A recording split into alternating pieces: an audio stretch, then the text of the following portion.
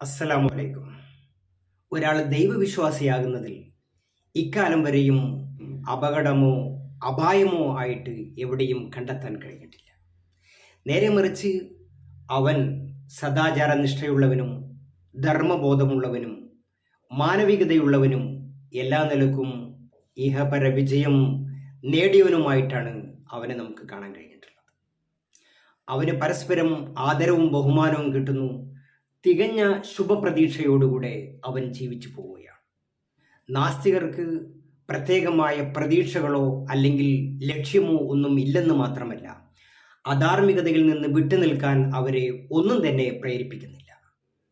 സമാധാനവും ശുഭപ്രതീക്ഷയും അവനക്ക് അന്യമായിരിക്കും.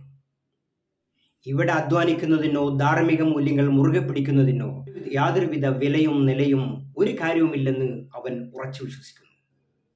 അങ്ങനെ താന്തോന്നിത്വവും ധാരാളിത്വവും അക്രമങ്ങളും അനീതികളും വേണ്ടാത്തരങ്ങളും ഇവിടെ കൂത്തരങ്ങളായി വാഴുകയാണ്. ആയതിനാൽ ലോക സമാധാനത്തിന് വേണ്ടി നമുക്ക് ദൈവവിശ്വാസികളായി